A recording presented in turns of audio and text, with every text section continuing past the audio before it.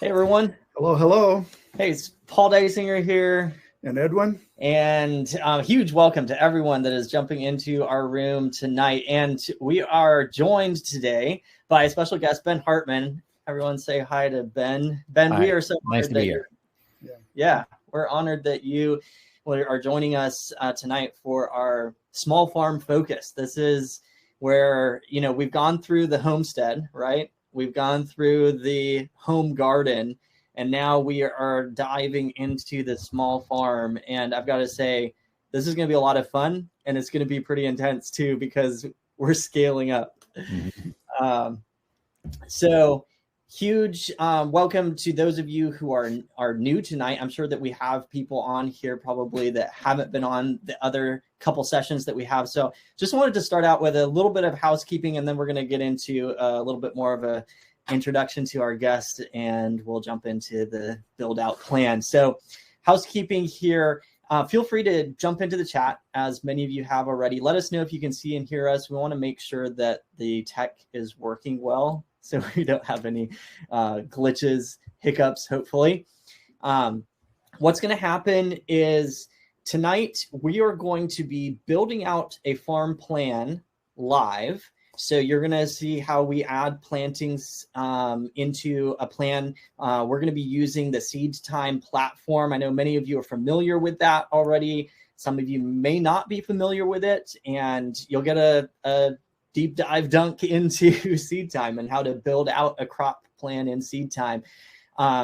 So we'll be doing that. And then at the same time, we're going to have some time where Ben is going to be sharing with us some really awesome lean farming tips as well. So there's going to be a lot of wisdom going around there as well. And then there'll be some back and forth as we build out the layout and add all the crops in and stuff like that. I do want to mention that at the end, we are going to have a Q&A time. So feel free to ask your questions. You can ask them along the way. We can't promise that we're going to grab them as we are going along, but we'll try and keep an eye out for them. That being said, at the end, make sure to drop your questions in, your farming questions, whatever questions that you have, and we're going to open up for that Q&A time. All right.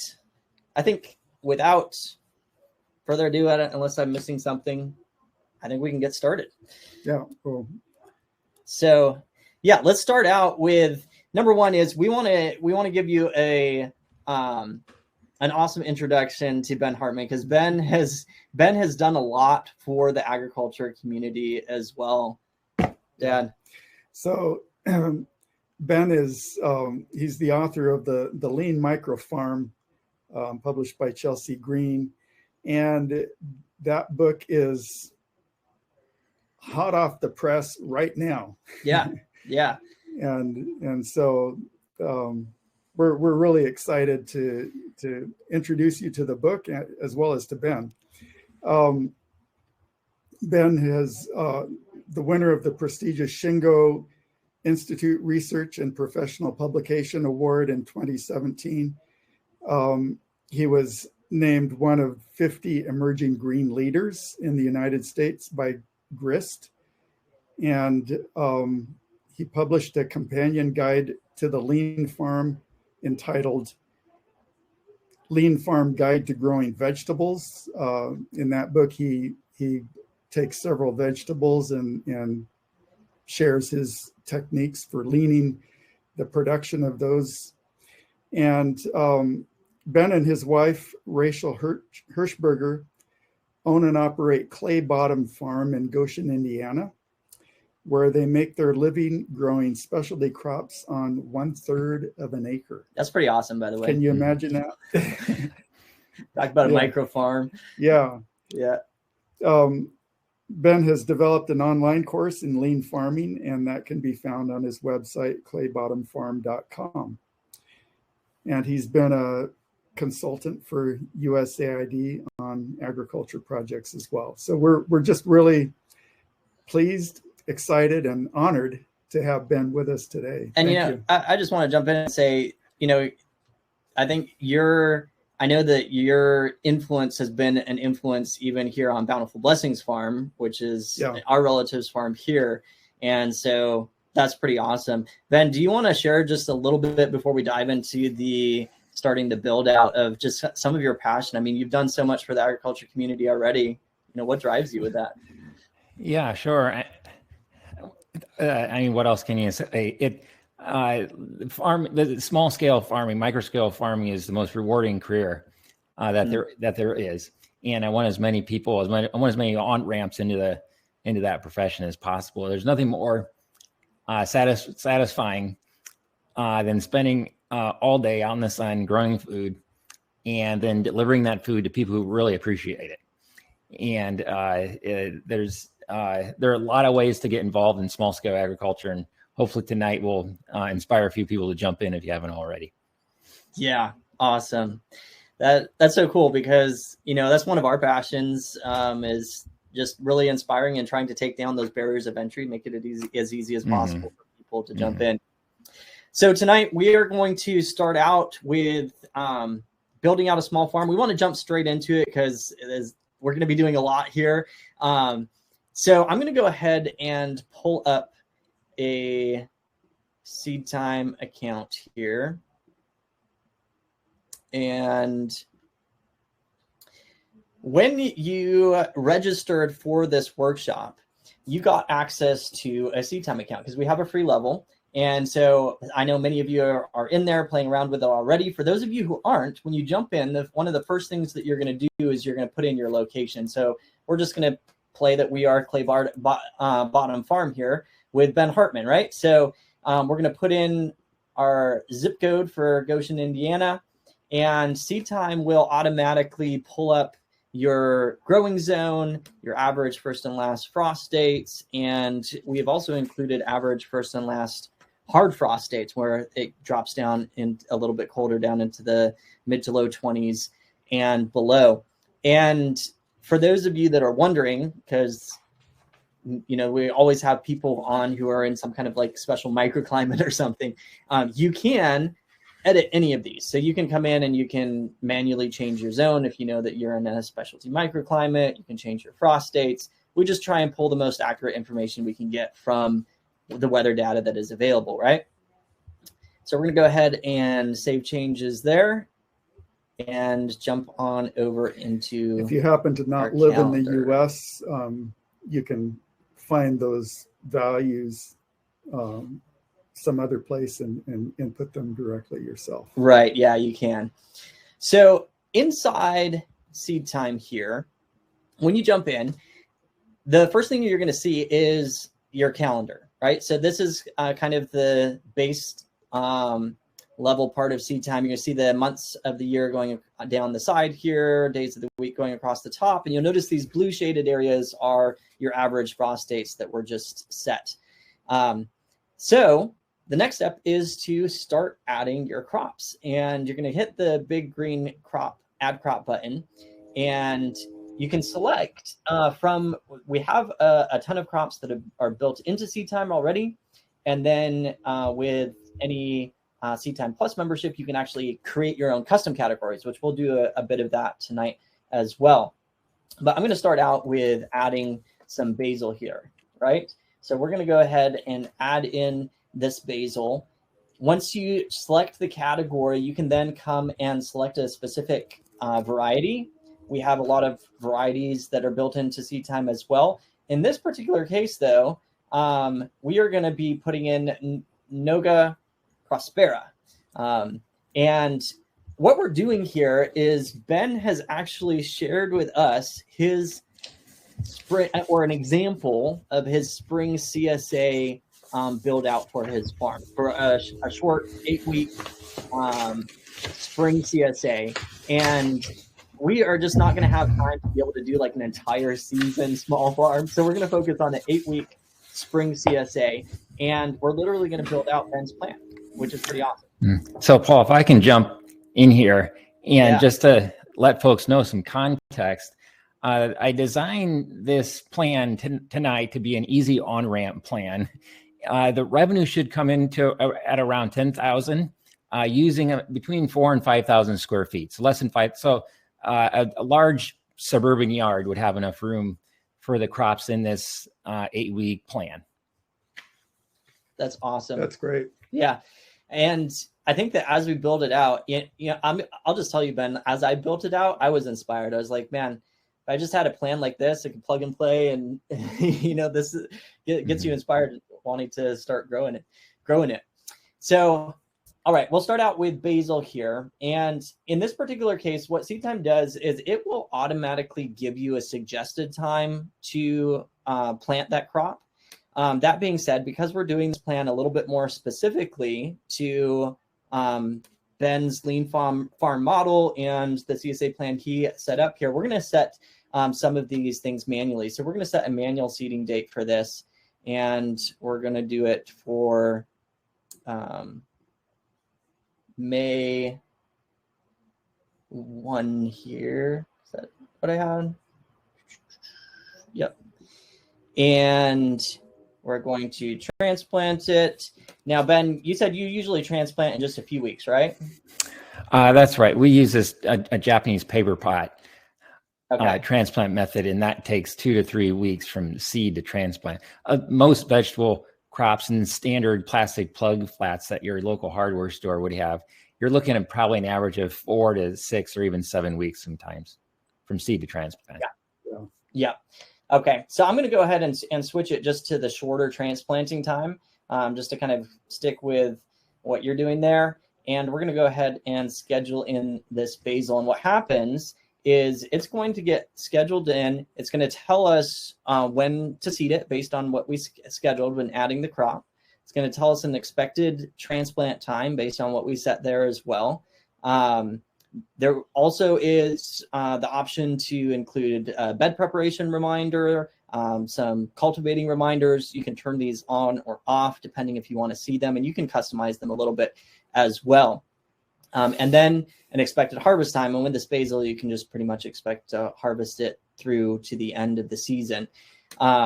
So that is adding a simple crop. I'll show you real quick one more here. We're going to take some baby greens, and I've already added a custom category in. You can see you can create a custom category here if you start typing it in.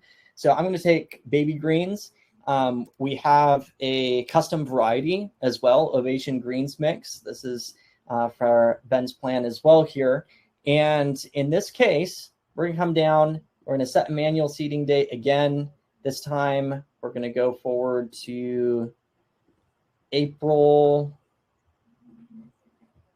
and we're going to do it on April 8th.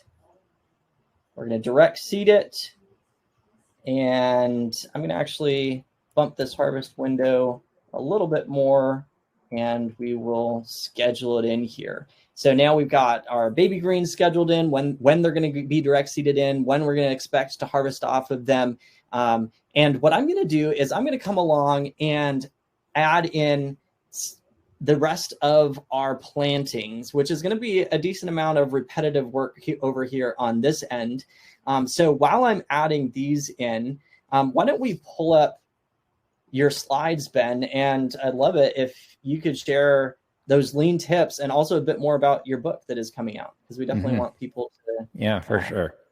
So I'm going to pull those slides up for you, and I will plug away here at the plan. Okay, so just a couple hours ago, actually, the Amazon warehouse started shipping out this book, the new book of mine. Been working on it for a couple of years, and I'm really excited about what's in here. So I'm just going to plug it right away here first, and hope you all jump on to wherever you buy books and order yourself a copy today. But there is a plan that builds out on this one I'm going to share tonight that shows how you can earn $20,000 a year from a backyard patch, about 5,000 square feet. And what the book does really explains the journey. We downsized our farm from more than 1 acre to less than a third of an acre without taking a pay cut. And it shows lean strategies for farming while being small, and makes a case for doing less but better, not just in farming but in life. A lot of practical tips in here, in addition to telling our own farm story. So I hope you grab a copy and enjoy it. Claiborne Farms in Goshen, Indiana, a small college town. There are about 40,000 folks in the town, and all of our produce is grown in this frame of this picture that you see here. We have about 15,000 square feet. which is about a third of an acre, and grow a wide range of crops. We're a 12 months, we're a four season farm. So we have something to offer our customers all 12 months. This is our 16th year in operation. Very small farm. We just have 2 part-time staff in addition to my wife and I. And almost all of our food sells right in Goshen, our town, 1.5 miles from our farm. And I'll explain a little later on how we make that happen. If you have questions about that, I'm happy to answer them. 100% that's of our incredible to me. Well, we're lucky. It takes 2 to tango, and we've got a very supportive community here making that happen. Yeah. So 100% of our inputs, which is to say the fertilizer we use, also is from 1.5 miles of our farm, which is to say compost. We use spent grains from a local brewing company, a lot of leaves from the city of Goshen, and we turn that compost just 2 or 3 times a year. Very simple process, and that's what we grow all of our food into at no cost to us too. We sell most of our food to restaurants. We're the back-end farm for a couple of really excellent restaurants in Goshen. We have a small CSA that we sell to, and to a farmer's market with extra tomatoes in the summer for the most part. So this is a webinar about crop planning, and the lean system. I get very excited when talking about the lean system because our farm was not very lean for a long time. In fact, after 6 or 7 years of farming, my wife and I sat down and we're about ready to get out of farming because we weren't making it. And around that time, the customer sent an email to us, said, "Hey, I've been using this Japanese lean production system in our." He had an aluminum trailer company that he owned, and he offered to come out to the farm and teach us some lean tips. And I'll be honest, at first we balked. We weren't sure that we wanted to apply these factory methods on a farm. However, at the core, he convinced us because the core of the system is rooting out waste in order to grow a business. Not growing a business through blind expansion, just doing more, growing more and tilling up more land every year. But it's about scouring your farm for waste. And the lean system, there are 7 types of waste that the Japanese have identified. And you identify those 7 types of waste and you try to root them out of your farm. My book takes a deep dive into that system and how we've applied it on our farm. But there are 3 tips that really are very applicable at this stage of farming, which is to say crop planning at the beginning. So I want to go over them. First is to say, start with the customer, work backwards from there. In lean speak, the phrase they use is precisely identify value. So value is defined only by the customer. You're not allowed to define value. Seed company is not allowed to define value, only the customer. And so when we start our farming season, it begins here. Here I'm talking with a chef at a local brewing company. And it begins with these conversations where we're trying to identify what does Jesse, the chef here at this particular restaurant, what does he want? And what we do is take in what we call value sheets. And this helps us. If you're going to farm for a market garden, if you want to sell what you produce, I highly recommend you start with something like this, where we ask our customers, what do you want, when do you want it, and how much? So those are the 3 questions at the heart of the lean system. What do you want, when do you want it, and how much? And we're not getting general answers. We're getting as specific answers as we can. And so if Jesse tells us he wants bulb fennel, I'm going to ask him, well, do you want the tops left on it? Do you want the roots on that fennel? How do you want it prepared? How big do you want your bulb fennel? When do you want it delivered? Selling direct to customers, you have to know when it's convenient for customers, whether they're restaurants or CSA customers or any other type. For Jesse, they're serving meals at about 5 o'clock. That's when the rush of customers comes in. So they prefer to have their food in the afternoon, have time to prep it. They don't want it in the morning. The chefs, at that type of restaurant's going to sleep in till noon. They don't want to be bothered in the morning. Likewise, they don't want their food showing up at 6:30 in the evening. So being specific here really adds a lot of value for that customer. And then ask how much. Being specific here too, helps us plan how much to seed, and built within seed time, there are ways to help you do this estimating. Okay, so we'll do this with 6 or 8 customers here in Goshen, and we'll do this every year. So every year we repeat the process and deepen the relationship. Kaizen, or continuous improvement, would be the lean speak for this. But every year we build value by understanding more deeply what our customer wants. And then we take those 6 or 8 value sheets that we've accumulated and we create a plan, which is sort of what we're doing tonight. Once I have figured out what I'm going to seed, when I'm going to seed it, we're very visual on our farm. We like to map things out. And we have a big whiteboard we put in our processing room here, which is a map of the farm. And it says what the crop is and when the seeding is going to happen for that particular crop. So if you're farming with others and there's a team, it's nice to have it big and visual and everyone can look at it. And seed time includes some excellent visual elements too, I think, that help put an extra, it helps you to visualize how your farm season is going. What you're doing here is you're setting a stage, much like a theater production. Okay, the beginning of year is so important. I can't stress that enough. To do your research, know what you're going to seed, when you're going to put it in, know how much you're going to grow. And after May or June in our zone here, so April, May, June, this is the time when you're setting the props, you're rehearsing your lines, and you're getting ready for the performance. And then if you've done your work properly in the winter and early springtime, the summer is a breeze. All you're doing is reciting the lines that you've learned and following the script. I want to mention this because this webinar is for people wanting to sell and to make some profit from what you sell. I think it's important to include your own values, grow what you want to. We have a home garden that's separate from our market garden. But what we do, we're very careful about who we sell to and about what we produce. And we use the Pareto principle.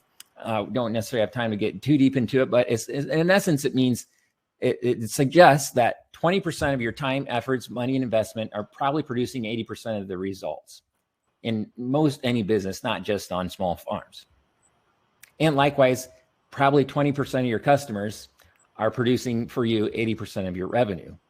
And so what Pareto says to do is put on that set of eyeglasses and recognize what are my vital customers and what are my vital crops? Who are my vital customers? What are my vital crops?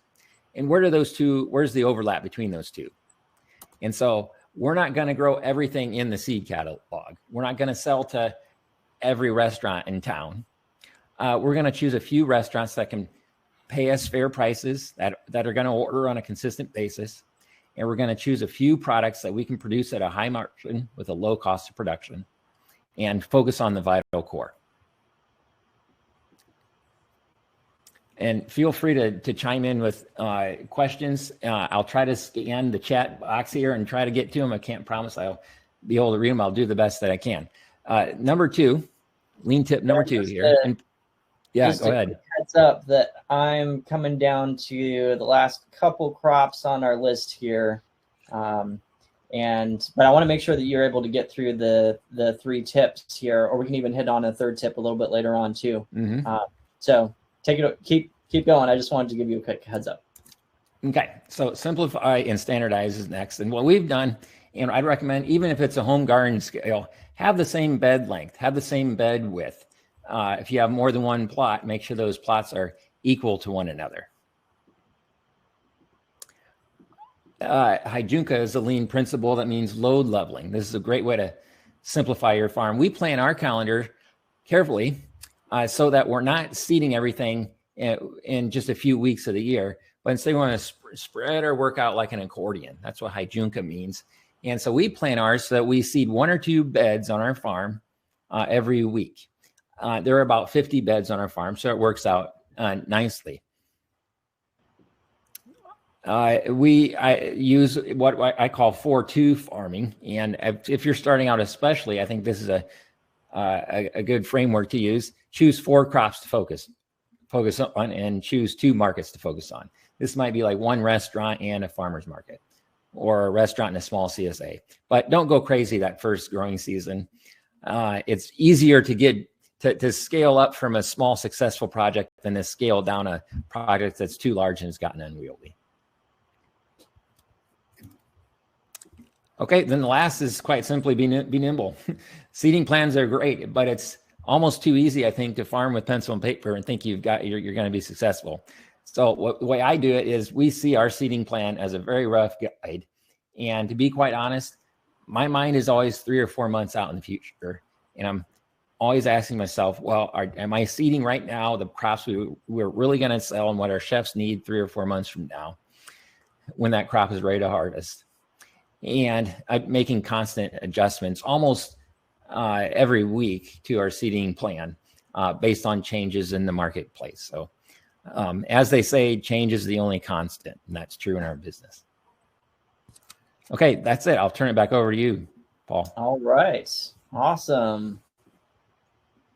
Absolutely love your tips there. Let me find the slides here. All right.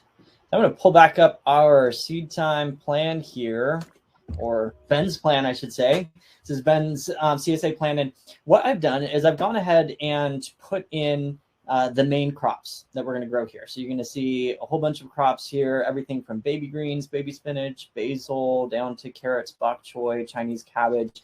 And this CSA plan is specifically tailored for a CSA that is going from May through June here. So like an 8-week span here. So you'll notice that most of the harvest times are kind of focused and dialed in that time frame as well. And let me just say, if you're in many places in the north, that's when it's easy to sell food. That's why I wanted to present this plan here. July and August, you have to roll your windows up in your cars. In Indiana, people start throwing tomatoes and zucchinis at you. Yeah, that's a good point. Yeah. So you may notice that we are on a different screen from what we were on last time. We started out in the yearly view of the garden plan here, which is basically just stacking your seeding times, your harvest times on top of each other. So you can see as you come into May and June here, you can see we've got lots of harvesting happening as you're fulfilling those CSA boxes for your customers. For those of you who don't know what a CSA is, it stands for Community Supported Agriculture, and think of it like a subscription to the farm where the customer gets a box of produce every week, right? Fresh from the garden. So you want those boxes to have a good variety. So you're going to see that in the plan here. Now, in order to have a nice variety throughout that space, Ben has also planned out some succession plantings. And we built into Seed Time a very simple way to add succession plantings to your garden plan. So we're going to start out by adding some succession plantings to our baby greens. I'm going to use this little search filter on the top left here to filter down to just the baby greens. I just started typing baby, and actually if I type in greens, I guess there's green beans there too. So when I type in baby, you'll see it comes up with the baby spinach as well as the baby, these are the baby greens right here, the Ovations greens mix. And when I added these in, I set the setting so that we would have a succession planting, or maybe I didn't, I need to set it, a succession planting every 1 week for these baby greens here. So I'm going to reschedule that. And once I set that spacing there for the successions, I can come in and add a succession planting, and it's going to add it 1 week after the previous planting. So then I can come to the next one, add another succession planting in, boom, it's going to go 1 week later, and add one more succession planting in, boom, 1 week later, and we have filled in, going from May down through June there.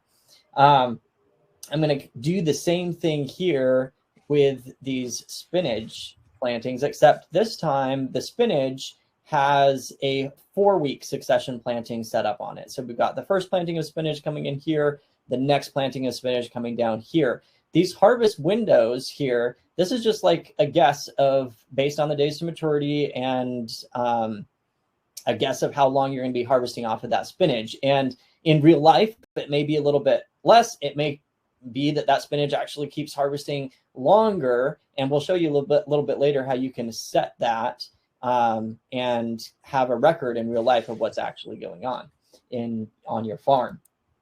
All right, so we've got our baby successions there. I'm going to come down to our radishes.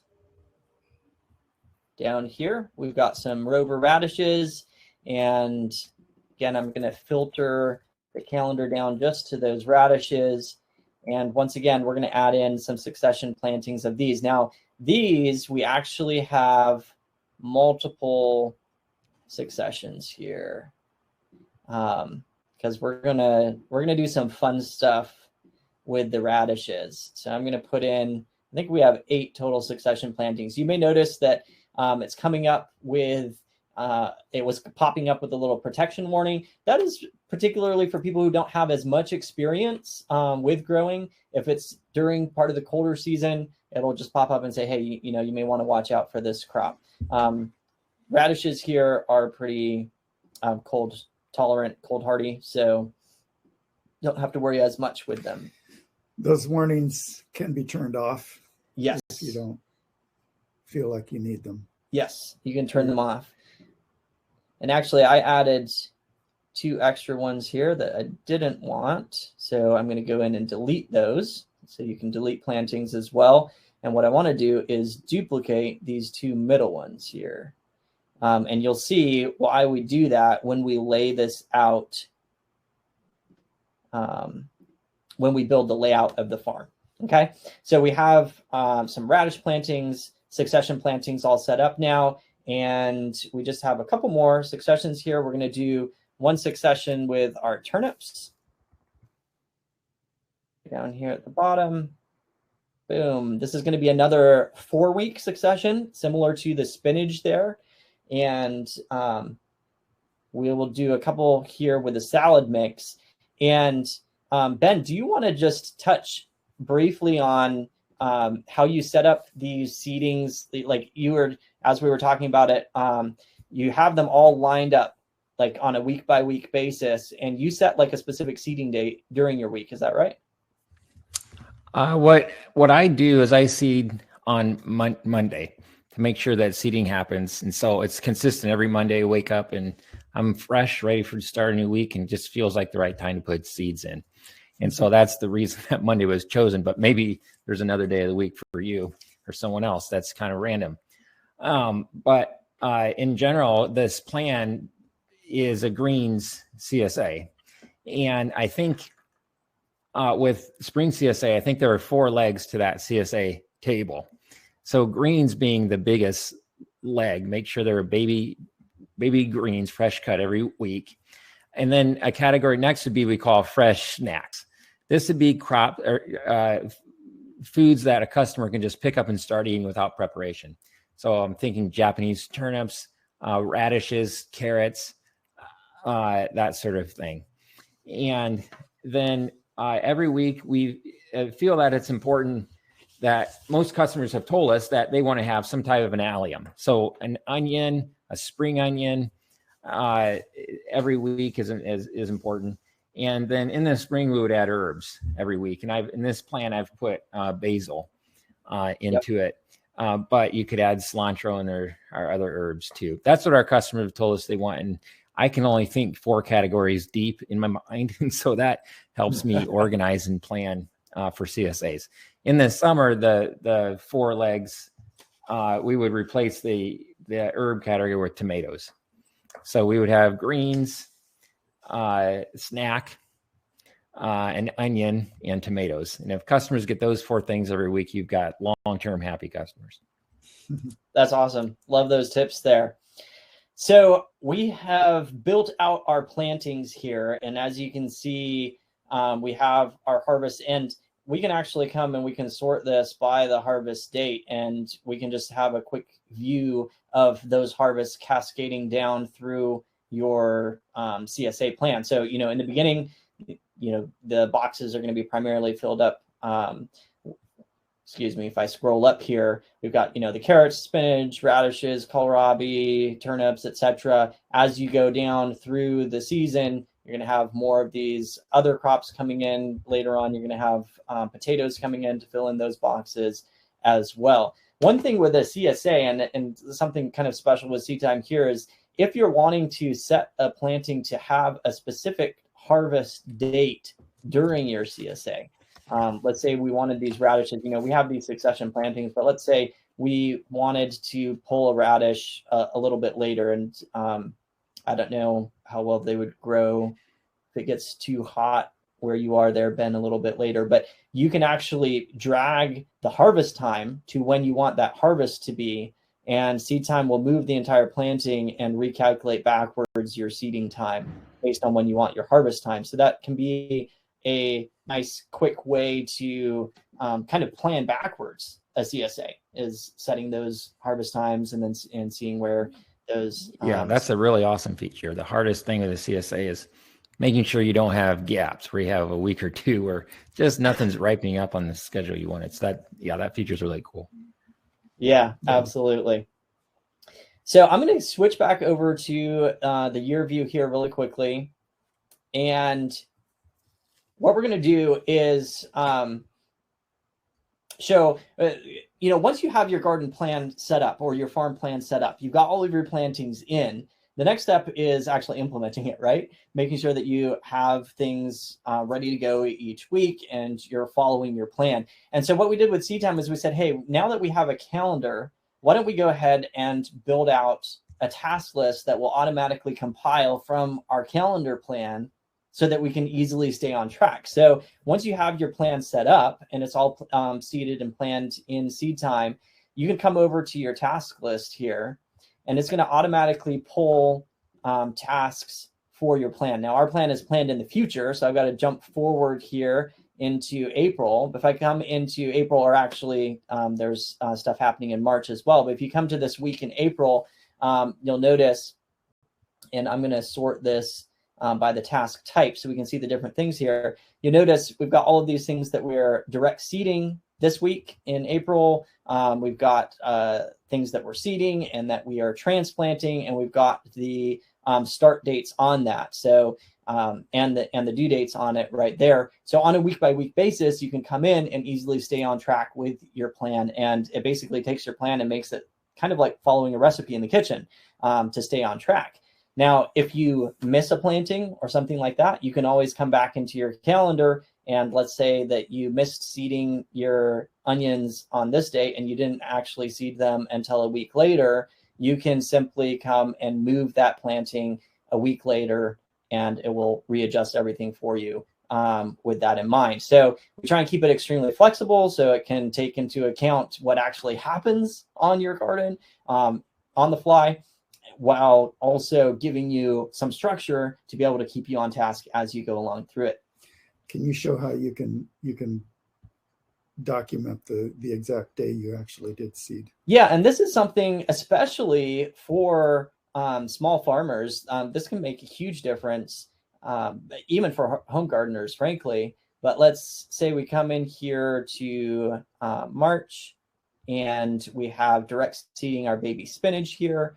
When I click that this is completed, it is going to, in the calendar, we've got baby spinach there.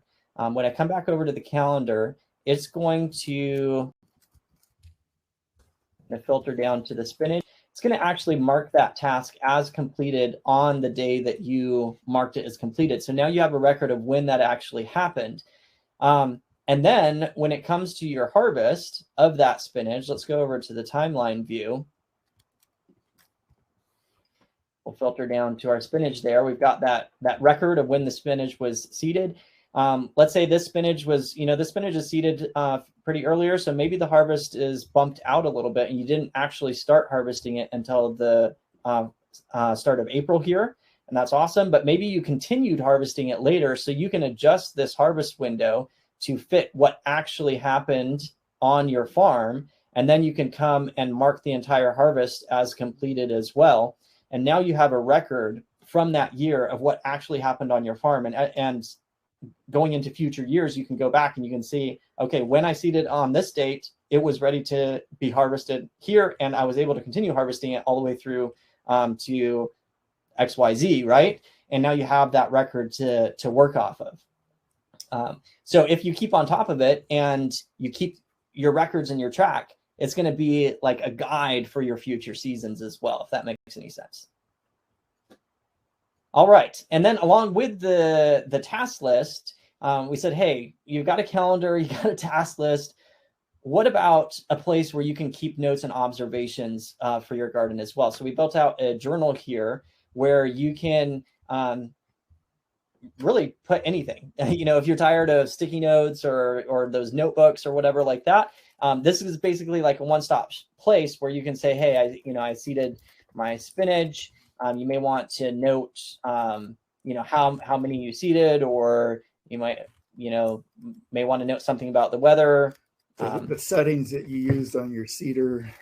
I'm just going to put something random in here, awesome day seeding. But then you can come down and you can tie that note directly back to the spinach planting that you planted, that it's related to. And you can also tag that. And when you save it, you can add images and stuff like that. But when you save it into your journal, as you build out your journal, these all now become sortable and searchable by those crops. So any time in the future, you can come back and you can search for spinach. You can see all of your notes and observations about spinach, or all of your notes about seeding carrots. You can get super specific and have those notes and observations right at your fingertips. So anyways, just wanted to give a quick little intro to how the tasks in the journal relate to your calendar and can help complement you as you go along in your season. However, the next step, and I've got to say, this is really fresh off the press this year. One of the biggest asks that we've had from the Seed Time community is, because we started out with a calendar here. We had a calendar, a task list, and a journal, and we kept on having people ask us, when are you going to create a layout where we can map this out visually for our gardens or for our farms?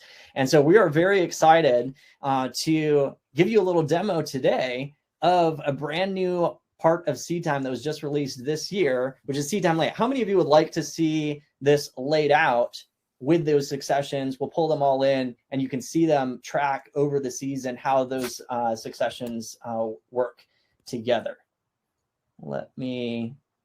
So I'm going to go ahead and switch over to the new layout here. And the first thing that we're going to do is we're going to set our canvas size. All right. See some responses coming in on the chat there. This is exciting. This is a pretty exciting part of Seed Time here, at least for us, because it is, frankly, it's new, and there's some features here in Seed Time Layout that we haven't really seen in other programs out there yet, which, and by the way, this is just the tip of the iceberg, what you're about to see, because we have a lot of plans for it. We'll touch on those in a little bit later. But when you set up your layout here, number one, you're going to set your canvas size. So you're going to have this background grid that you're working with. And then there are multiple tools that you can use in the layout to set it up. The first one here we're going to show you is landmark. So this, for example, is where you can pull in a landmark. This is just to give context to your layout. So this could be your house, this could be trees, this could be any other type structures. In this particular case, we're going to put in I believe, did you say that your greenhouse is 148 by 35? All right, yeah. So we're going to build out Ben's greenhouse here. And I'm just going to give it a nice blue color here and apply it. So here we have our greenhouse set up. I'm going to also very quickly just create a little background to give context to the field. And this, I'm just going to make up my own size here.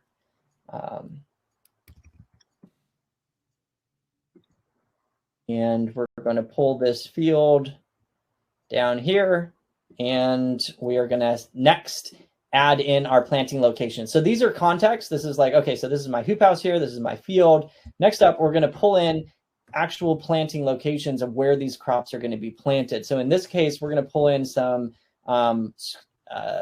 rectangular beds because we're dealing with a farm that is working with rectangular beds. If you have a more, most small farms are going to have some kind of rectangular beds, but that being said, if you are in a situation where you have unique shaped beds, you can come in and you can make all kinds of unique shapes here. Has a lot of customizability. But we're going to come in, we're going to stick with the square beds, and we have 75-foot long beds by 3.5 feet out here on the field. So I'm going to drop these in, and as I'm putting these in, I'm going to label them here. Okay, and you'll see how these labels play in a little bit later on. So I've got my field bed here. Now I'm going to duplicate that, and we're going to start duplicating out the field beds. I'm going to also come up and add beds in the greenhouse here. That being said, while I'm doing that, Dad and Ben, do you want to chat a little bit more about laying out your farm? Well, this is exciting to see because that's actually the length and width of the beds that we use, and to see the actual greenhouse. So it'll be interesting to see the crops actually go in.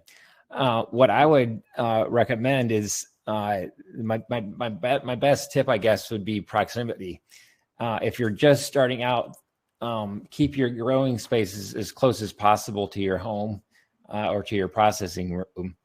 And because it's just a lot of steps you're going to take throughout the course of a season from one space to another. And what we do, and I have some images in the slides, but till up that space. And then what we like to do is add 4 inches of compost directly on the soil surface at the very first season. So we don't till in that compost, just leave it on the surface, and it becomes an effective mulch. It's performing weed suppression, and it's giving you minerals for many years to come. And you've got beautiful tilth or soft, workable, friable soil for many years ahead too. And it's a bit of an investment, but if you're going to grow food for money at a market scale, then it's worth it. For us, it was certainly a worthwhile investment. Ben, I was wanting to ask you about the working with the mulch like that. I tried that a couple of years ago on a small garden that I put in next to my house. I just put 4 inches on top of the lawn, basically. 4 inches of compost. And I enjoyed working with it very much, except there is one thing that I noticed, and that is that it seemed to dry out faster than what I was accustomed to when I was growing in soil.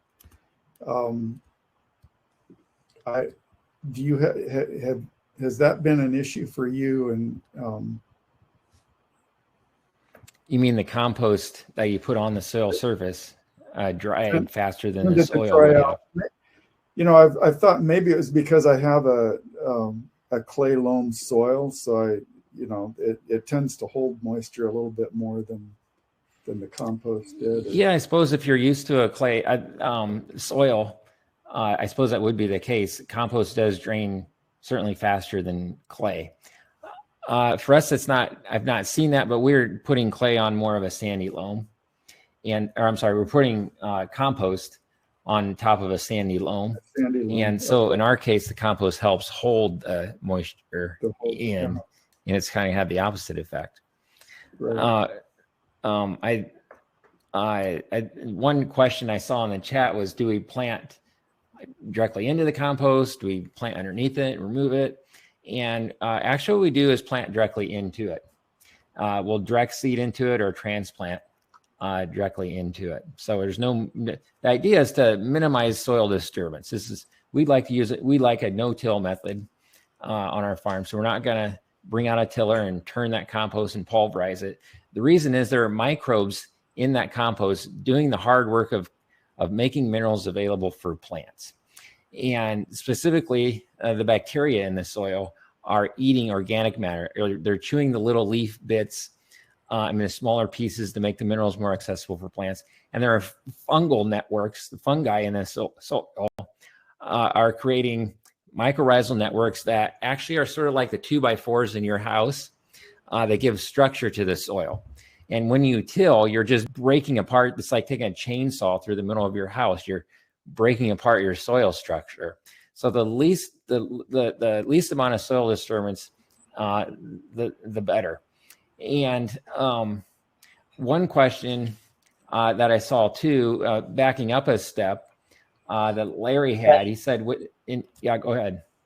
Real quick, just before you answer that, do you mind if I just show really quickly, because we're getting ready to start adding some crops in here, and then I'm going to have some time where I'm just adding a bunch of crops, and that would be an awesome time to jump into some of those other questions. So I'm sorry for just interrupting. No, go ahead. So we've got our bed set up here, and what I did is I grouped these together. So this is grouped together as a field. There's a little layers panel here where you can group your planting locations and your what would you call them, the landmarks, and you'll see how that kind of plays in a little bit later on, but it's an organizational tool as well. And then what we're going to do is we're going to click on the add crops, and this is where the fun comes in. And what happens when you click that is it opens up a little timeline here up at the top, which you'll notice is somewhat familiar from what you've seen before, except that in this particular case, I'm going to sort these by the in-ground date, because we want to be adding these crops in as they would be going into the ground in the same way that they would be going into the ground. So I have turned off all of the other tasks like seeding, but we're keeping direct seeding because that's when a plant is going in the ground, and transplanting, that's when a plant's going into the ground, right? And then obviously the harvest time. And the way seed time is set up here is you have a little slider that you can slide across your timeline here. And that slider will allow you to add a crop if that crop is in that time frame where that slider is, okay? So our first crop here that we're going to add is onions, and we're going to put it into half of the bed here up at the top of our greenhouse. So I'm going to click on the onions, drag it into the layout here, and then I can start populating them out into the bed. And I will pull it down to about half of the bed here, which is like, I don't know, 37.5 feet or so.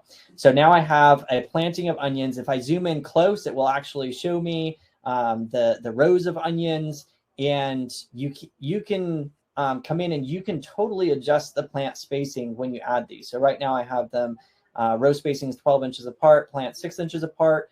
You could change that. You could put your plants 8 inches apart, right? You could set your row spacing at 16 inches apart. You can do whatever you want to do.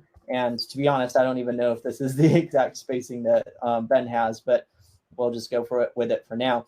You can also adjust from a square pattern to an offset pattern. So if you're planting, you'll see this offset pattern with kale here in just a little bit. Yeah, with so many things so close together, it doesn't matter so much there, but yeah. Whoops. What I did there is I actually hit this little calculate rows automatically, and what that does is it just puts the plants equidistant. So now I have 6 inches by 6 inch onions. I don't want that. I'm going to switch it back to 12 inch between the rows and 6 inches between the plants. So now we have our onions planted in there. And what happens with this little slider is those onions are going to take up that space as long as the slider is over where the onions are planned to be growing. If you pull it past those onions, you're going to see that space is freed up, because now you have other things that you may be planting, or it shows you that there is space to plant other crops in your plan there. So we're going to go through these sorted by how they would literally be going in the garden plan. So our next one here is carrots, And this is going to grow into greenhouse bed number 5 here. It starts out with just a single one, but then you can extend these down. So we're going to fill up this bed here. And I'm going to go ahead and continue adding these crops in, and I will turn it back over to you, Ben and Dad, and we can hit up on those questions you were talking about. Okay. Is there a way to bring some the slides in, and I can answer some questions better with pictures than I can with words?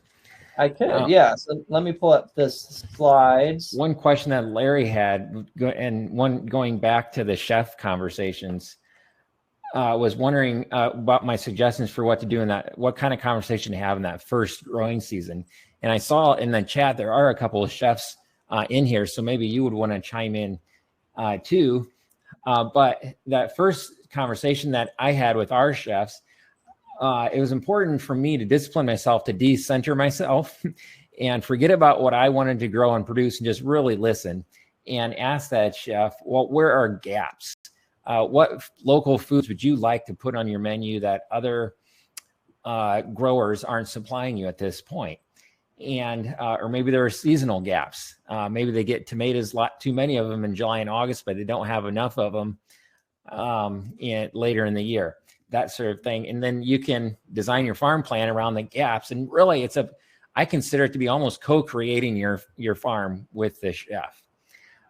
Larry asks, CSA versus farmers market versus restaurant sales. What would you recommend in that first growing season?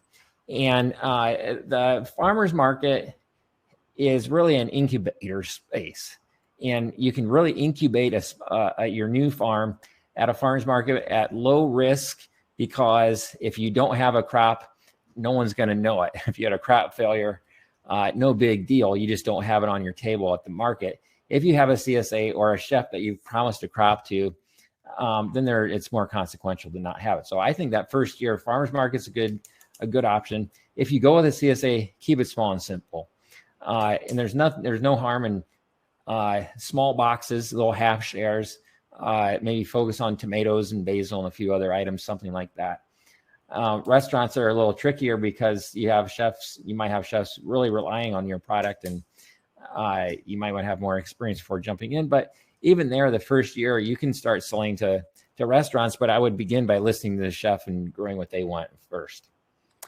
Let me start working through the slides here, and I had a lot of questions about the compost, and we'll see if we get to them. What we like to do is grow and sell without packaging, without waste. I wrote the book, The Lean Farm, so you got to focus on waste reduction. And so this is how we do our CSA, for instance. We harvest and these are items in the plan that I'm showing you here, the turnips and radishes and lettuces and such. We harvest them into these Rubbermaid totes. We put them into a delivery vehicle, and then we drive around town. We've asked customers to put coolers onto their porch, and we simply move items from these totes into the coolers of our customers. And that's it. There's no plastic, no packaging involved here. And our customers love it. And we love it too. We don't even have to, invest in CSA boxes and handle all that confusion. It's just a simpler, leaner way to operate a CSA. There's a number of items that are in the plan here, showing them when they're in their harvested condition. Starting seeds in the plan, I recommend for transplanted crops that you use a germination chamber. This is simply an upright chest freezer. We've set it on end, and you see that we've got a crock pot down here in the bottom, and then you can set your trays on shelves, and you see we set trays just one right on top of the other. That's fine. There is an Inkbird external thermostat here, less than $30 on Amazon. And that crock pot is plugged into this external thermostat. There's a probe from that thermostat. You can kind of see it in the up left corner of the fridge here. That probe goes into the fridge and tells that crock pot to turn on and off, and keeps perfect temperature in here, and it's always humid. So there's water in the crock pot, and the steam from the water is what germinates your crops. You have much better success, we do anyhow, with this system than trying to grow under grow lights and heating mats, which really have a desiccating effect, right? Heating mats want to dry out your soil, and we had much lower germination. With direct seeded crops, my best tip is to use the soak and cover technique. And here we're really watering in a direct seeded crop very well, really soak it heavy. Water it 3 or 4 times, just get it saturated, and then cover with a couple layers of row cover. And what that does is holds the moisture in so that your seed has moisture around it for the entire germination period, maybe a week or 2. And then you can remove that row cover if it's warm enough. Here's some images of compost system here, and starting with 4 inches of compost, you call around your landscaping companies and have a truck come out and dump the compost. We make ours from leaves from the city of Goshen. Is probably 90% of our compost mix. We put those leaves in a big heap. It's about 50 feet in length, 9 feet in width, 6 feet in height. That's enough for 1/3 of an acre. And what we do is turn those leaves 2 or 3 times, and then apply them less than one year actually after we receive them. So there's still chunks. If you could zoom in on this picture, you'd see there's still chunks and little leaf bits in here, but that's fine. Nature's microbes continue to break down this soil and will make wonderful stuff to grow food in for many years.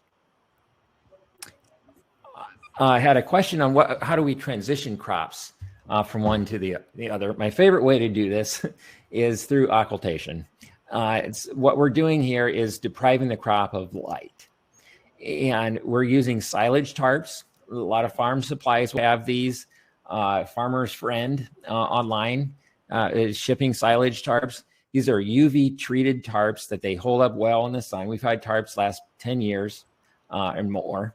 And I cut mine the length of 2 beds, the width of 2. And if we just need to terminate one crop, we'll fold it in half and just terminate one. But in the summertime, you cover a crop, and then after 2 weeks, actually less than 1 week, if it's really hot, you can uncover and just rake away the melted debris that's left and plant again. And really, that's it. It's just a stupidly simple system.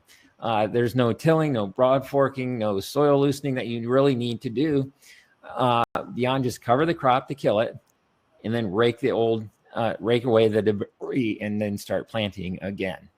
This is that Japanese paper pot tool that I had mentioned earlier. Our favorite way, if we do need to do some soil loosening, is to use fixed blade sweeps on a wheel hoe. Here's an electric wheel hoe here. The Tilmore, TILMOR company makes an electric wheel hoe. And this is a standard wheel hoe. And these are Haas sweeps from the Haas company. And what they do is just can dig underneath the soil 4 to 6 inches and just very gently lift it. Much gentler than tilling soil. And for us, easier than using forks to try to loosen it by hand.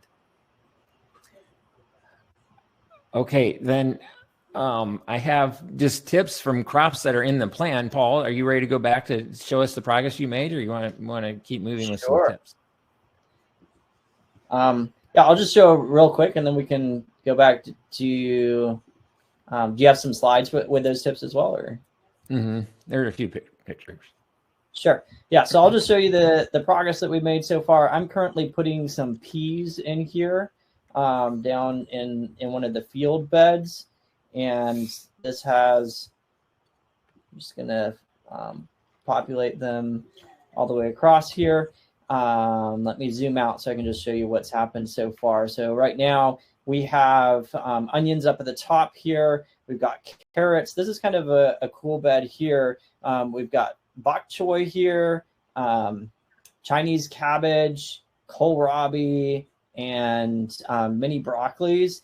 And in between them, we have direct seeded radishes that have gone in at the same time that you're transplanting those other crops. So some intercropping going on there as well. So I'm going to continue building this out. We're going to be putting in more radishes in by the peas down here and a bunch of baby greens down here at the bottom. So I'll switch back over to those slides there for you, Ben, and take it away with some more tips. So carrots, my best tip here is It's really tough to germinate carrots. It's easy to sell carrots, but hard to get them to germinate. The trick is use that soak and cover method. We'll plant our seeds, really water them in, and put a couple layers of thick row cover on them. The soil has to stay moist for at least 2 weeks to germinate carrots. And we like to thin our carrots slightly by hand. And so you see ours are about 1 inch apart, and you get beautiful sized carrots. My best tip for washing carrots is to soak them first. We'll harvest, let them sit let them sit in a bucket, 5-gallon bucket, put some water in the bucket, let them sit for 15 or 20 minutes, and then they just hose up so much nicer, and you have these glistening, beautiful orange carrots that are hard for kids to keep their hands off. There's some 3 beds of carrots here in our field. Early peas are in the plan, and get your seeding date accurate on peas. For us, about April 1st is about right. If you plant too soon, a heavy frost will kill them. So you have to be careful there. Plant too late, then you'll miss your harvest window and it'll be too hot. So you want to be pretty precise with peas. What we like to do is plant 24 seeds per foot. And what I do is dig myself a shallow trench with a shovel, plant my seeds, sprinkle them in my hand, and then cover up that trench.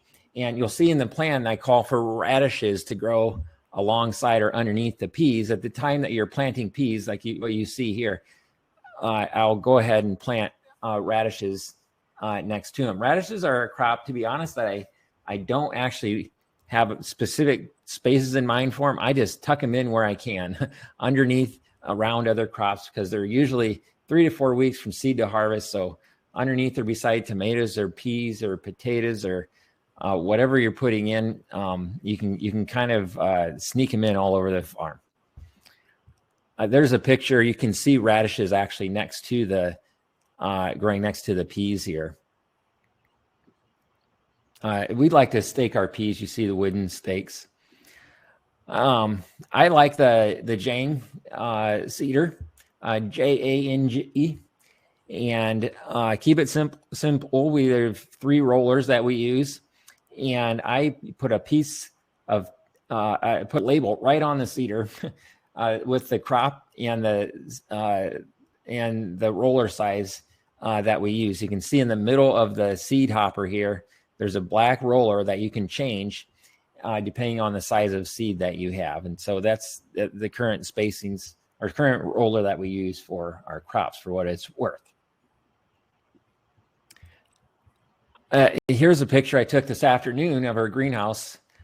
We grow greens all year, not just for the CSA, but this is what these crops look like after the direct seeded crops after going in with the spacings that I recommend here. Here you can see they're just starting to pop up. It's exciting. And here's after 5 or 6 weeks in springtime, and we're ready to harvest. All of the baby greens in my plan are what I call cut and come again crops, so that you can harvest these once a week and let them regrow and continue to harvest. And the trick really is to think in terms of hedge trimming. We're trimming off the top 3 to 4 inches of the leaves instead of going all the way down to the bottom of the plant. This allows for it to regrow. Here we have the bok choy that's in the plan. If you are a tomato grower, want to grow tomatoes, of course, they need a bit more room sometimes than other crops. Maybe I would recommend your rows of tomatoes being at least 5 feet apart from one another. But as those tomatoes are young, especially in a hoop house, but even out in the field, don't waste that space. Grow something in there, a quick crop. It could be radishes or turnips, or here it's bok choy. And once we harvest the bok choy, we'll remove it and we might put down some mulch in the path.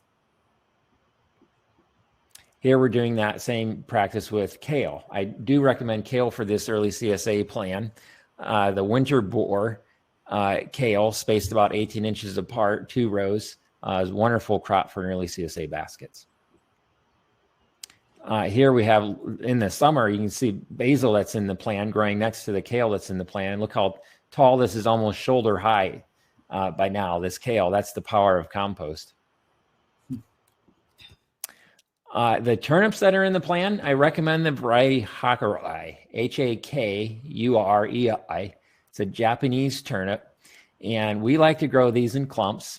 Here you can see 5 per clump. In reality, I put between 4 and 6 seeds for each cell, plug cell that we're going to transplant. And I use the Japanese paper pot method, but you can use plastic plugs too.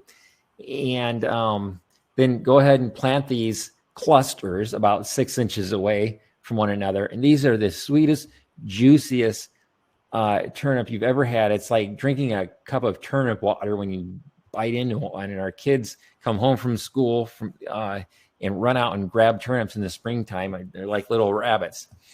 And your customers will love them too. The trick with Hakurei turnips, my wife Rachel harvesting cluster of them here, is to cover them. The flies and maggots and all kinds of pests go after them. But if you have a lightweight row cover, medium weight row cover, it's the best way to exclude pests from those turnips. I highly recommend these guys. Okay, Paul, ready to turn back to you? I've got more crops. I got more tips, but I'm curious to see what progress you're making. All right, let's do it. So I am currently in the middle of doing baby greens. So we've got baby greens coming down here into the field. I'm going to drop some down into our 4th field bed here, and we are going to spread them out. And these baby greens are really just going to fill up pretty much most all of the bed. And we're going to do half of the baby greens here, and then we've got salad mix that is going to go in the other side here. Now, the salad mix, we have a similar bed that is going in up in the greenhouse, and then with baby greens, and then we've got a bunch of beds out here in the field that are going to be these baby greens as well. So I'll show you in a second here when I zoom out. Our baby greens bed up in the greenhouse there. All right, so I've got this bed filled with baby greens. This up here, this is the salad mix there. The first planting, baby greens first planting. This is the second planting here, and we'll keep filling these out.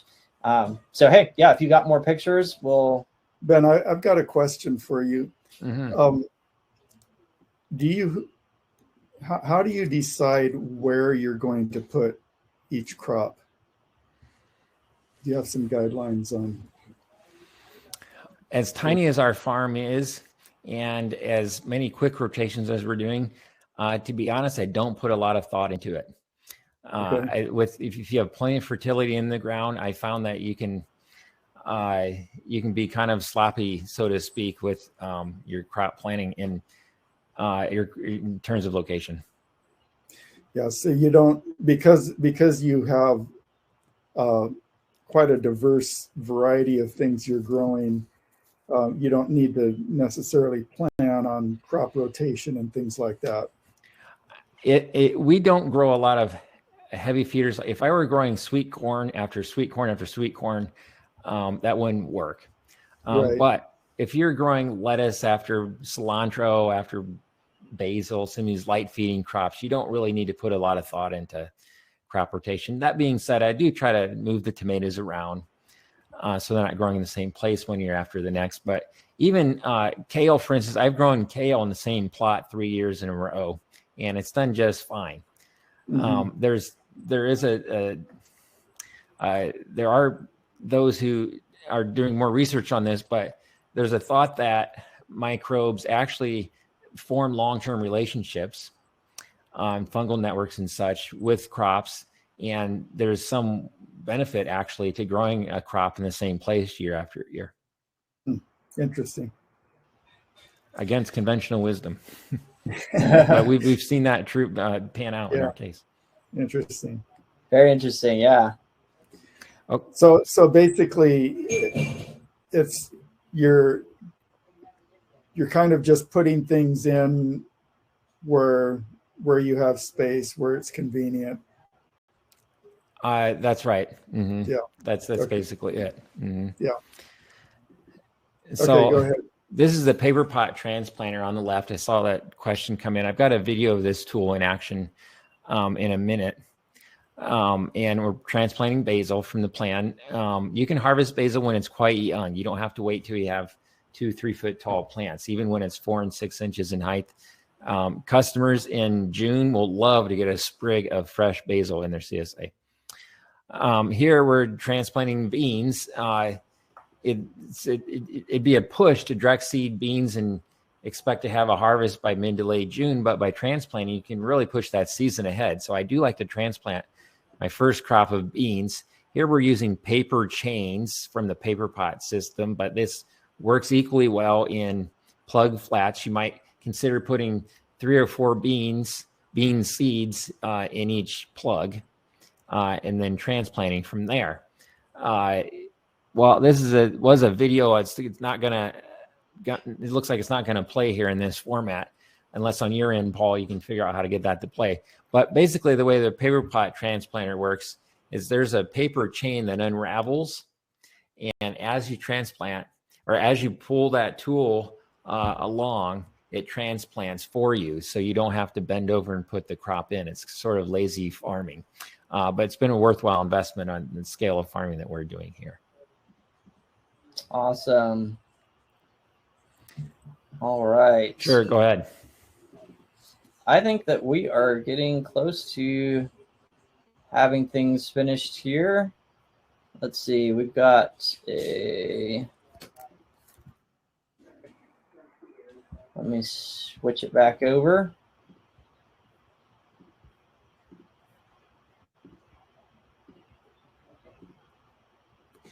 Here we go. And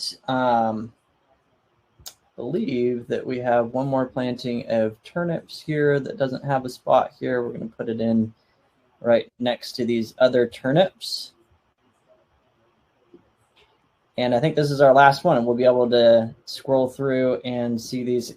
Who wants to see how these plantings phase in and out of the plan as you go along? All right. So here is our spring CSA plan, and oops, here we go. So I'm going to zoom in just a little bit, and you'll notice that now once you have these in, you can scroll along and see how they are populating your garden or your farm space over time. I'm just going to kind of zoom that timeline out a little bit.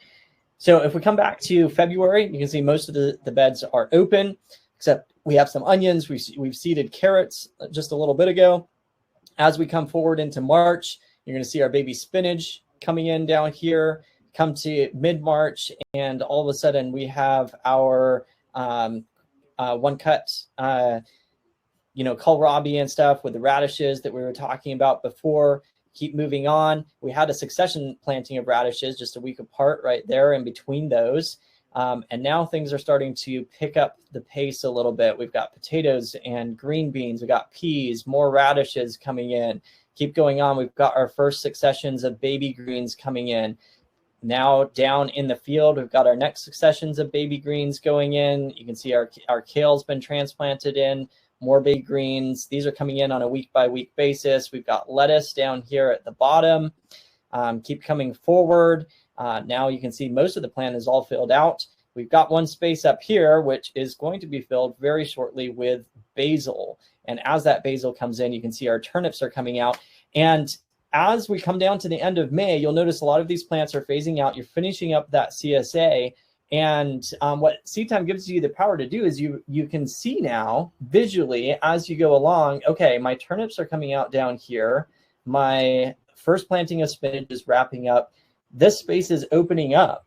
And let's say you have some crops that you want to be going in for your summer. Now, we're just focused on the spring here right now, but let's say you have summer crops that you want to start planning out for, right? Now you can visually see what spaces are open and that have a space to start putting in those summer crops. Obviously, we don't have time to continue this plan on out through the summer season, but it gives you that opportunity to see kind of in real time, as it were, what those spaces are, how they are planned to be used, And then as you use it, remember what we were talking about in the calendar. You can mark off when those tasks were actually completed. You can move those harvest date to when they actually happened, and you can just fine tune it year by year going forward.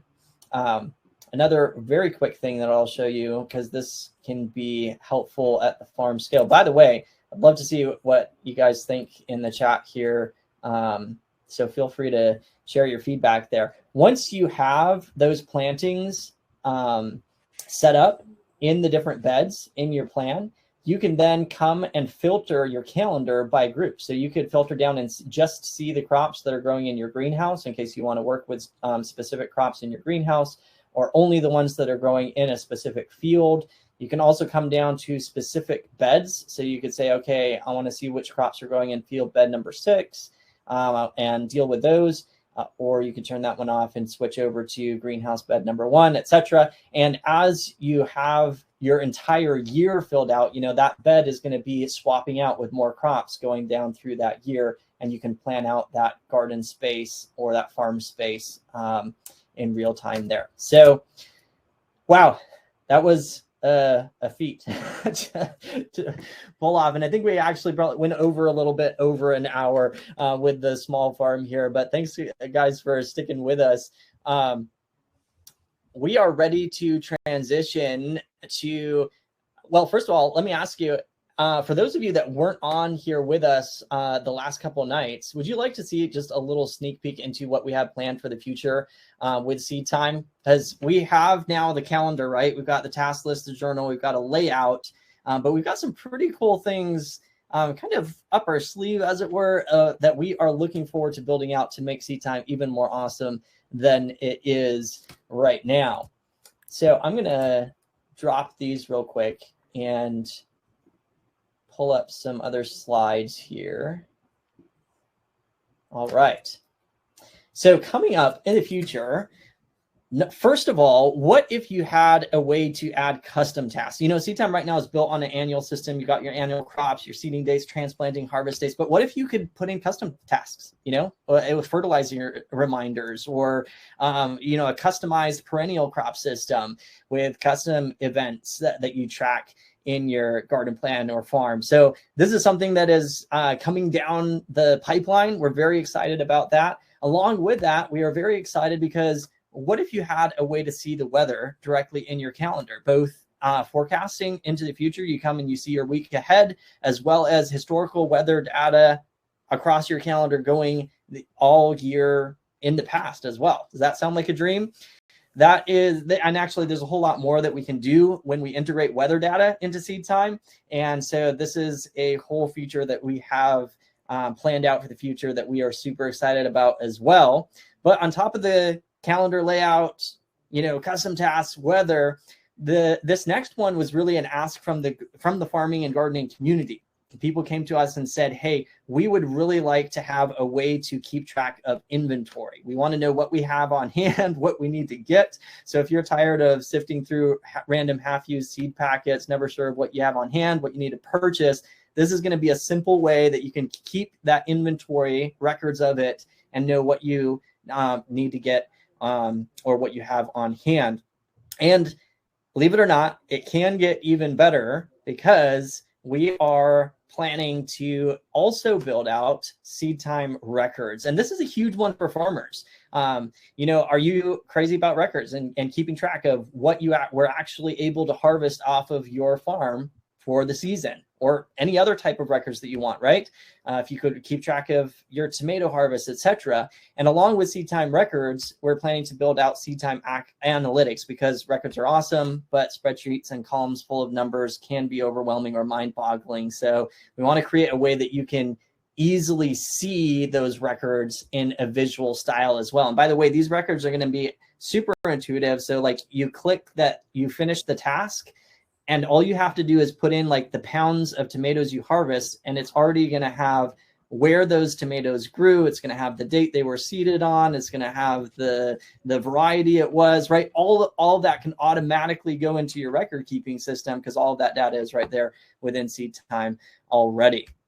So how many of you would like or like the idea of having a continual harvest on your farm and being able to set up those harvests and those succession plannings in a visual way where you have stuff that you're able to provide to your CSA customers, your clients, etc., without worrying about gaps in the plan. Like Ben was talking about earlier, you want to make sure that you have those harvests ready for people. How many of you would like a way to do that without having the old system of having to sit down with books, with pen and paper, with Googling, when should I seed my lettuce? How do I figure out how to set up those succession plannings? It can be frustrating. It can be overwhelming. That's where we came from, like when we were doing farming, right? That's how you planned stuff out. You use Excel spreadsheets and you stick all of the stuff into Excel.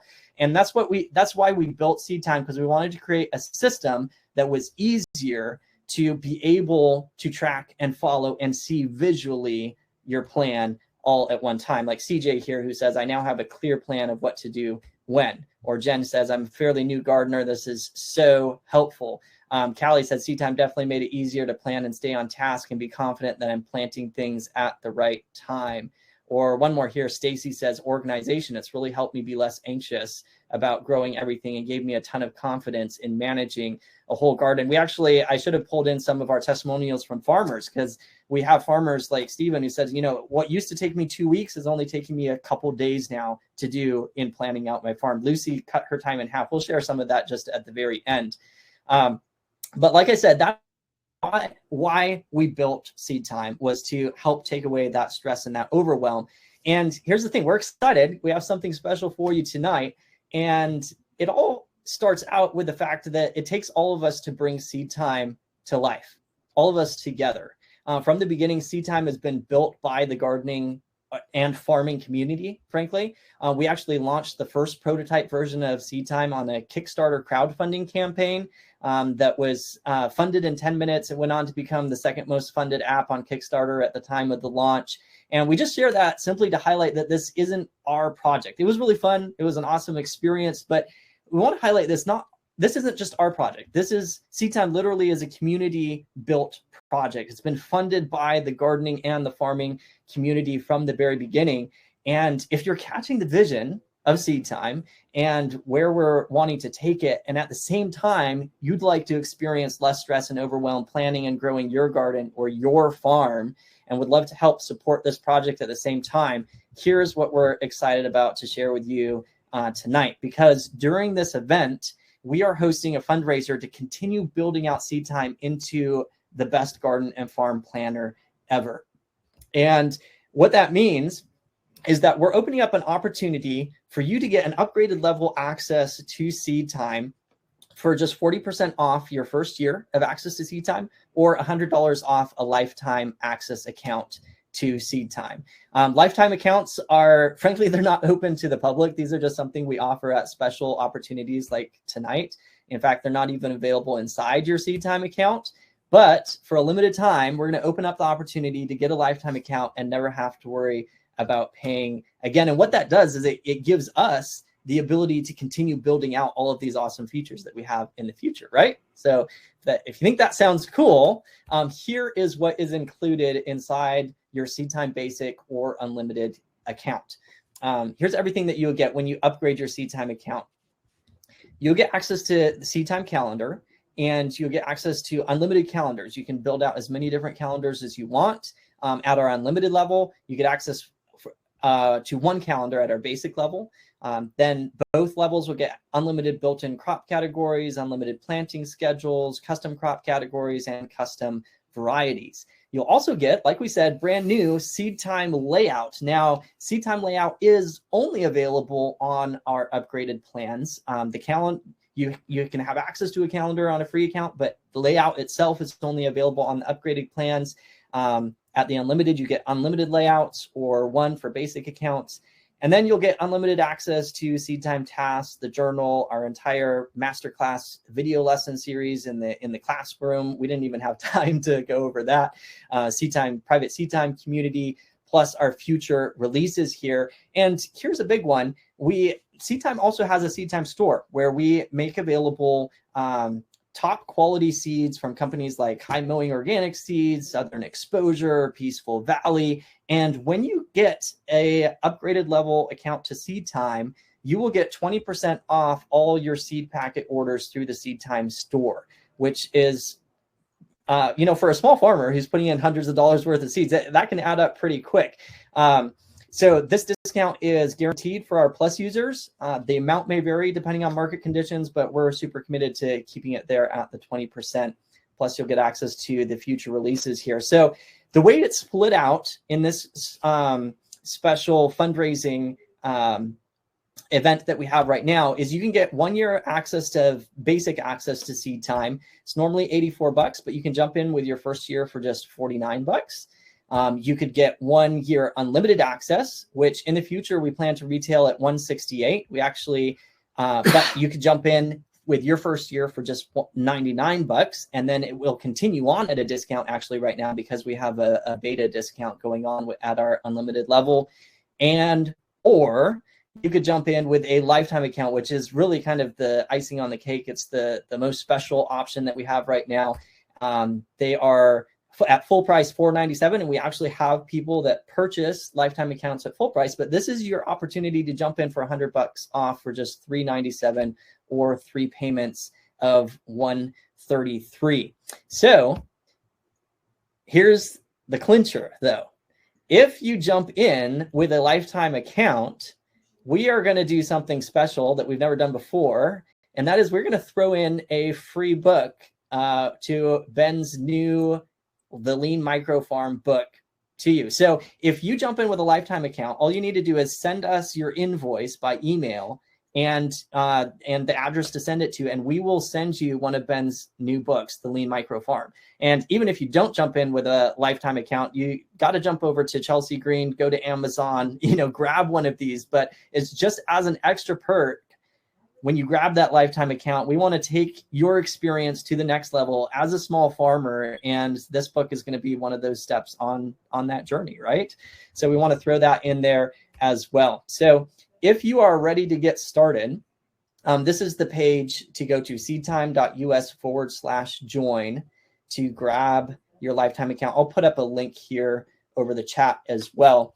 And as I do that, just want to point out very briefly here that we do back these up with a 30-day money-back guarantee. So either Seed Time makes your life a lot easier, takes a lot of stress and overwhelm out of figuring out and planning your farm, or we 100% back up your money with it. So just send us an email within the first 30 days and we have your back there.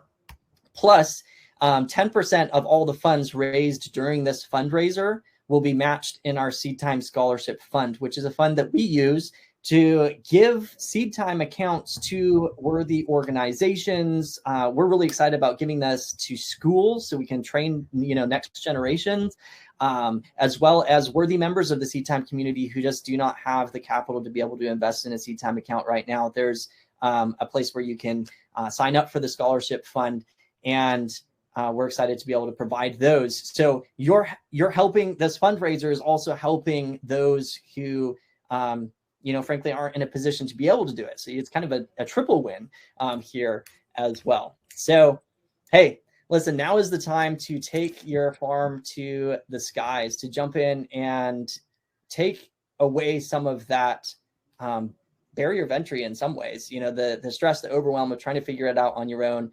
Seed Time is the tool that is built to help take that and make it a lot easier for you. So like we said, if you're ready to get started, go to seedtime.us/join. And for a limited time, this fundraiser is only going to be available for a limited time, and those lifetime accounts are only going to be available for a limited time. So if you're interested, jump over there and grab one while you can.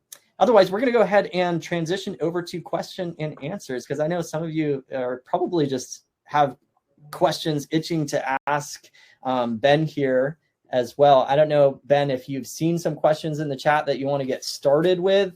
Otherwise, I can take a quick peek here over at the chat as well. I don't have any that okay, I was able to catch. So I did see some come up, but they scrolled on through. So yeah, go ahead. If anyone has questions, type them in. Yes, I see a question here that we could get started with. So James says, for that 10,000 revenue on the 5,000 square feet, how many people are in that CSA? Is that with one restaurant as well, or is it just people in the CSA? Sure. Well, that depends how much you would charge for the CSA. But at $36 for one CSA box per week, that would be 35 customers. And if you charge more, obviously you could decrease the number or charge less, you'd need more customers, but that's what it's based on.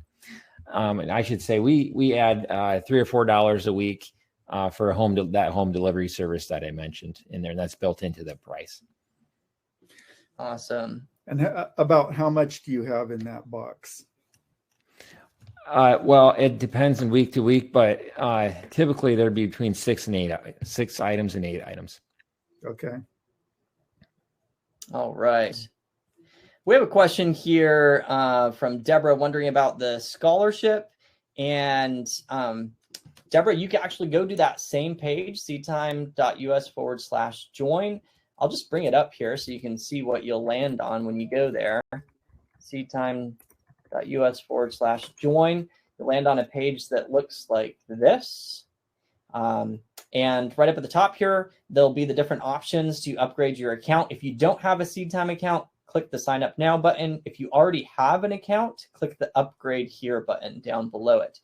And then underneath here, you'll see a little notice here, 10% of funds are matched, and there's a link to the scholarship fund. If you click that link, there's details about the scholarship fund, or you can apply for the scholarship fund there as well. So that is where you would do that if you're interested in that. All right. Another question here. Are the replays available for the 3 webinars? Absolutely. We have been sending that out by email.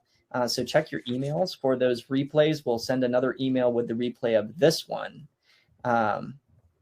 Jason is a commercial grower. Will my data, schedules, quantities, cultivars, etc., be shared with anyone in any way? Jason, no, your data inside your SeedTime account is just your data. There's no automatic sharing of data within SeedTime. I mean, we highly value your privacy with that as well. So just wanted to let you know. We are working on we would like to develop a way that people can voluntarily share their schedules if they want to. I think that would be a nice feature, but that would be totally voluntary. It's not going to. And here's an idea. How many of you would be interested if you could just download Ben's spring 8-week CSA plan and you could just, start using it, cookie cutter. I'm just curious how many people would actually be interested in something like that. Cause I was thinking about it earlier. I was like, man, if this was available, people could just download it, and that would just make starting a farm so much easier in so many ways. And that's another kind of sharing we're looking at. Here's another question for you, Ben. Angela says, when you're transplanting beans, are you thinning them out after they take root? If so, could you describe? When I'm doing bean transplanting, no. If I'm using plug flats, I would put 3 or 4 bean seeds in each of those plugs and then plant them out about 6 inches apart from one another. With a paper pot, I use the 2-inch paper pot chain. So each seed is about 2 inches apart and there's no thinning. Gotcha. Jason, you going to say something? It's okay. All right. Yeah. So Jason here says, can my data be downloaded in CSV in case, God forbid, SeedTime goes under and I leave SeedTime or I leave SeedTime? Great question. We do not yet have the ability to download CSVs. That is a requested feature. And by the way, we highly believe in listening to our users. SeedTime is not just a community funded project. It's a community directed project. We have a feedback button, and we literally, if you jump in our Facebook group, we're polling the Facebook group about new features. We want to build something. We want to build tools that are actually useful to you, not just cool things that we come up with, right? And so we're constantly looking for feedback. So definitely that is something that is potentially on the roadmap. As far as your data and its security, we have a multi-backup level system where we have daily backups for like the last 7 days. We have weekly backups going back for 8 weeks. We have monthly backups going back a year. So we've had to restore someone's account before where they just messed everything up. And so we were able to restore it. So that can give you a little bit of peace of mind there as well. I saw one question come in, excuse me, that asked if I use insect netting. And we do protect crops with row cover. We don't use netting because row cover is just so much lower cost. I'm not opposed to netting, but row cover's actually been sufficient for us. And asked what kind I'd recommend. I use Agribon or AGE, but Agribon 30 row cover it has worked well for us. And another person asked if we discuss prices with chefs. And the short answer is yes. It's hard to sell a product if a chef doesn't know what the price is. But what we do is try to match market prices. And so it's a two-way conversation. And we ask, well, what is organic cabbage costing you that comes in from California? And we want to try and offer a competitive price for the chefs based on current market prices. Nice. Another question here from Susan for you, Ben. When you cover your beds to prep for the next crop, doesn't that kill microbes and sterilize the surface? When you cover beds to prepare for the next crop, that can, because some microbes are killed when the soil temperatures reach 160 degrees Fahrenheit or more. But the research is showing that within hours, actually, bacteria can repopulate with the right conditions. If you have, nice moist soil, you remove those tarps, then the microbes find their way back in very quickly. Awesome. Another question here from C, who says, have you ever used the paper pot for germinating and sowing carrots? I've tried, and it's really hard because taproot of carrot grows very, very quickly. Within a few hours, that taproot will find its way out the bottom of the paper pot. So timing just has to be perfect. And I've found that sweet spot a few times, but it's really a challenge. So we went back to direct seeding carrots. Gotcha. Good question. Yeah, excellent question. Donald here has a question about seed time. Says, on the unlimited plan, can I use multiple zip codes? The reason is that is the seniors that I assist, one lives summers in different states. All right. Yeah. So very good question. And that ties into a question we had earlier by email as well. I'm just going to pull up seed time again here and show you what happens when you use different calendars within seed time. So every calendar within seed time, when you're on an unlimited plan, you can set up multiple calendars. You can set up an unlimited number of calendars. You can add a new calendar, and each calendar can have its own zip code, its own growing data. For example, last night we were doing the Dirt Academy with Nina, and this is a garden plan that we did for a home garden based on a Florida. So you have like basically no frost, right? You see the little blue thread there. And this was the home garden plan for Florida. South Florida. Yeah. You can see it there in the layout. So when you have at the unlimited level, the answer is yes. Each calendar can have its own growing location. The key here is that each calendar is tied to its own layout and its own task list and journal. It's kind of its own little ecosystem. So we don't have a way to do like a master compiled task list over all the calendars, at least at this time. So you want to keep that in mind if you're using different calendars, and different people use multiple calendars for different reasons. Some do it because they actually are planting gardens in different locations.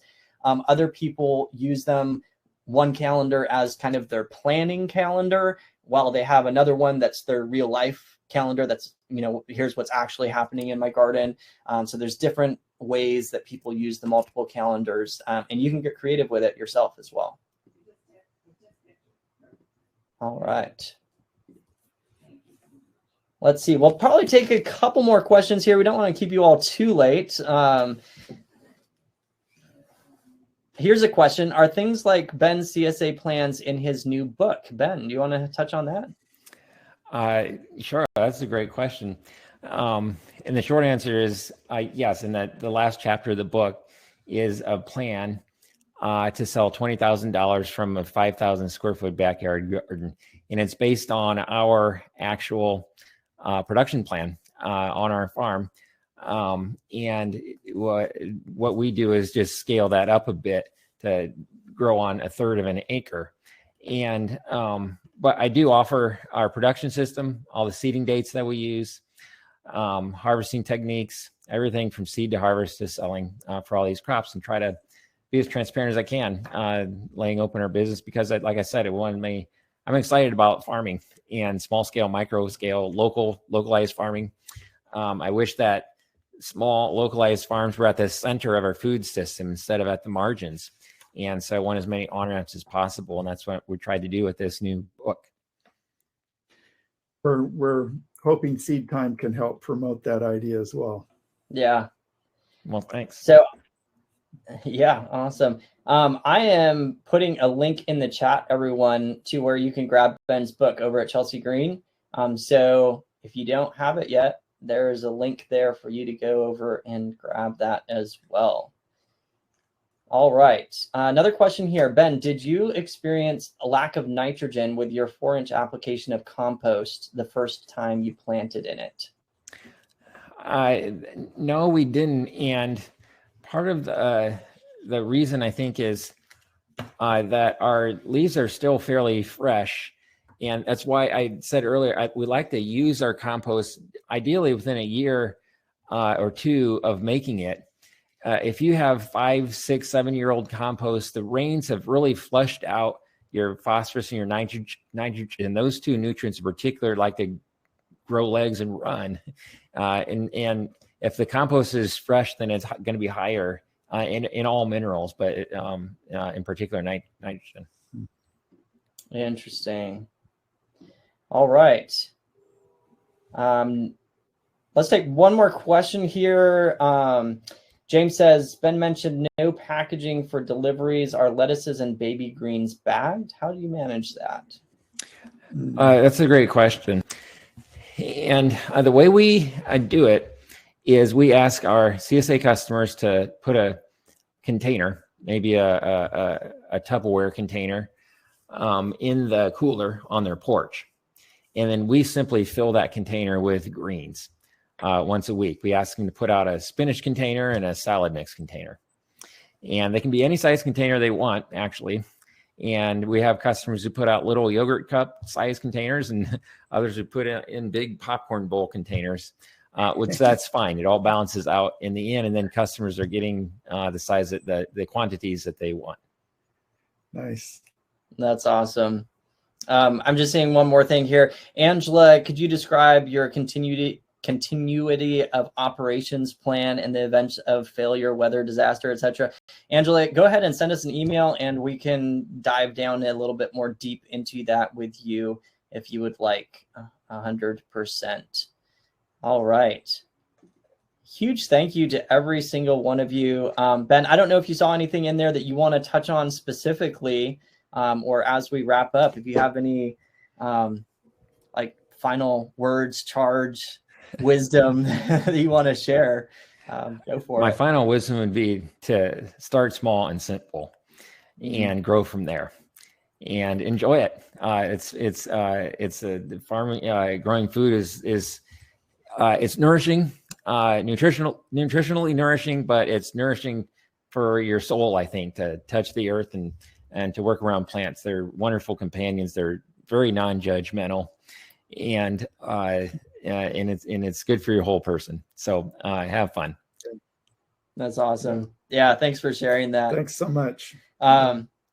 Charlotte, just wanted to let you know there are tutorials for how to use Seed Time. We have a whole help section, and there's actually a little chat button down at the bottom right that you can jump over and you can search in there as well. You can message us directly there. So customer service is a huge part of Seed Time. We feel like, we need to be there to be able to support you on your journey.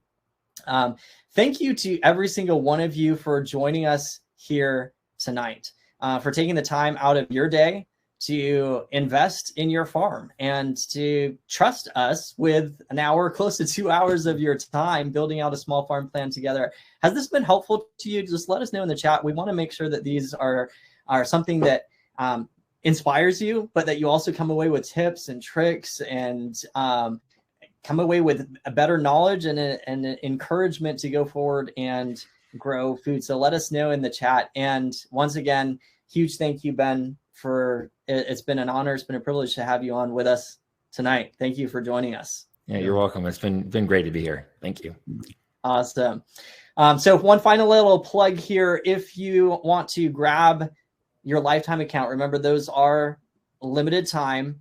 And if you do, you can get Ben's book for free as a bonus. So jump on over there, do that, send us an invoice with that, and we'll grab you Ben's book. And otherwise, we are going to wrap it up for tonight. As we wrap it up, I just want to let you know, we are going to very shortly send you an email. And can I just do a little ask for you all?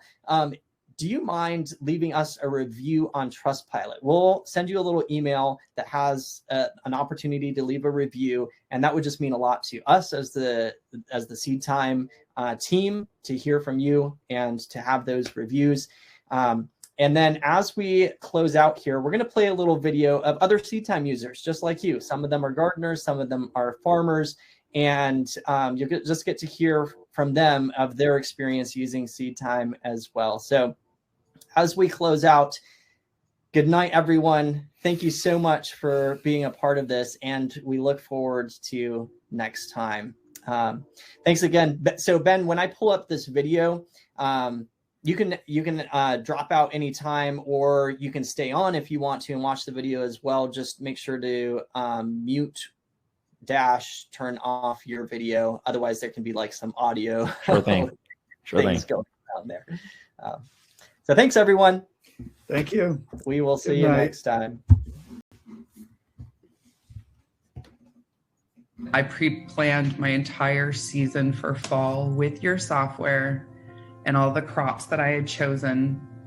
And I had the entire season planned and mapped out in about 46 minutes. I timed it.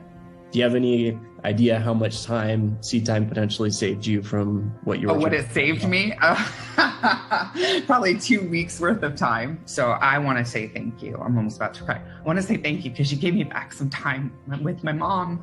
She's older. She's sick.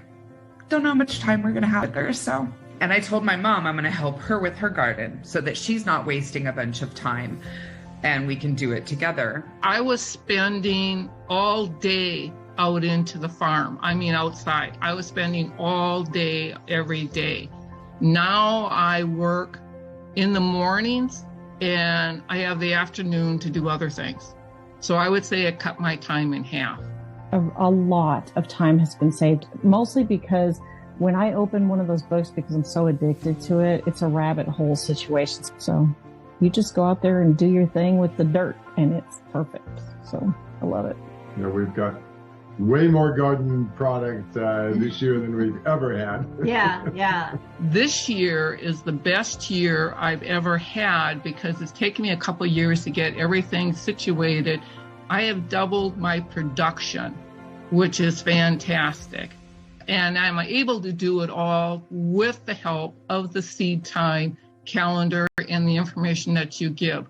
So I don't know what else to say. This is fantastic. I have some garden experience, but it certainly has never been as easy to do the planning, to keep up with what, don't forget this and this, because I don't need Post-it notes. I don't need phone reminders. I don't need any of that. Your program is simple. It's not complicated. It's not mind-boggling. It's simple technology where somebody like me can follow along and use it and not have to worry where I need books and books and books of instructions on how to do it. I mean, it's simple and to the point, and that is the best thing because then anybody can use it. We had fresh garden salad with every day. various types of lettuce and kale, and we could add a broccoli leaf, or we had fresh garden salad pretty much all summer long, and rarely had to get any salad ingredients from the supermarket. I don't think I have another app or thing in my life that does as much for me. I don't use anything as much as I use this one, or appreciate it. Not use, appreciate it as much. Do it. It's the best investment that you can do. I mean, you can't get a better bang for your buck. I bought the Lifetime, and this is well worth the investment. And with every update that you guys do is fantastic. So I would say this is a better investment than all the other ones that are out there. So do it, get it. I mean, you won't be disappointed. It's well worth the money. If you're serious about wanting to learn the skills, apply the skills and the time and effort and energy that you're doing, taking time away from the other things that are important in life, I would say yes, definitely, because it's going to give you that back. It's going to give you back some freedom. I went full blown.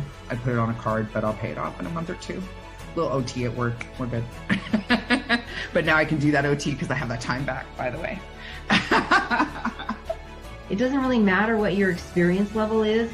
It's a tool that can be valuable and helpful to the most novice like us, or more experienced gardeners, just to help give that structure and that framework that guides you through your season. It's 100% going to work for you. If not even really like a novice, I would think would love this, like someone just starting out, because it saves you all the research work. And I bought the whole package the first time because I need all this in my life. So it's definitely something that even the free version will help save a great deal of time. The paid for version is just like all the bells and whistles you totally deserve in life. So you should buy it. So, and you can't get all the information that you have for a better price. That's what right now for me, this is what it's all about. Getting prepared. I want to be able to plan for my family, make sure my family's taken care of. I would much rather eat food that's fresh out of my garden than something that came from maybe 4,000 miles away. I don't know what's in it. I want to be able to grow my own, and I'm very serious about learning that skill and mastering that as best I can. This is, for me, it was an investment in myself and in my family and my farm or my homestead that I'm planning to have. So if you're serious about growing and want to have success year after year, because the seasons change, the dates change, all that stuff, and save yourself a bunch of time, this is definitely worth it.